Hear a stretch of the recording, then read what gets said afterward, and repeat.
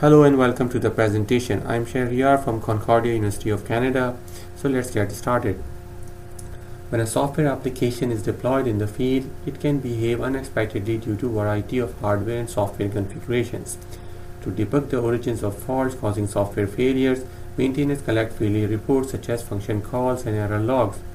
However, locating the origins of faults in such failure reports is daunting and can consume up to 30 to 40% time of fault correction.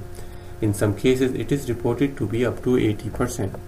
To reduce the effort of maintainers in locating faults, we investigate the use of mutation, that is automatically generated artificial faults, for automatic identification of actual fault locations in traces of deployed systems. To be more specific, we focus on identifying faulty functions from function called traces of deployed systems by using the traces of automatically generated artificial faults. In particular, we address the following two research questions. Number 1. Can we diagnose actual faults in traces of deployed software systems by using only the traces of mutants, that is artificial faults of software systems? Number 2. Do different artificial faults, that is mutants, and actual faults in functions occur with similar function called traces? To find out the answers of the two research questions, we took the following approach. First, we generated the mutants of every function of the program. Second, we ran test cases on all those mutants and collected function call traces for failed test cases. Third, we built decision tree models from function call traces of each of the faulty functions. In other words, we trained one decision tree per faulty function. Fourth, we collected function call traces of actual faults and fed them to the decision trees. Fifth, we used decision trees to generate the rank list of suspicious faulty functions for every single failed trace. The list is then provided to the maintainer with the intuition that the function ranked highest is the faultiest. We evaluated our approach on the three Unix utilities grab, gzip, and set.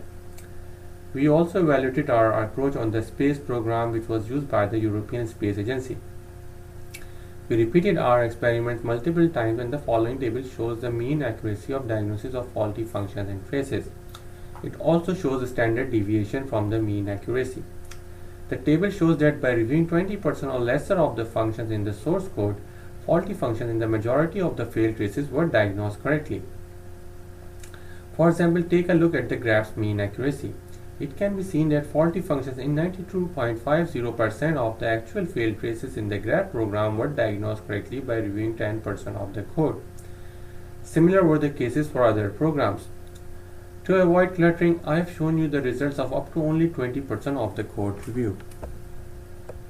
Thus, we conclude that faulty functions in actual failed traces can be identified by using traces of mutants of these functions. This answers research question Q1. We also conclude that different faults in a group of functions occur with similar function called traces. This is because artificial faults in a function were used to identify actual faults in that function.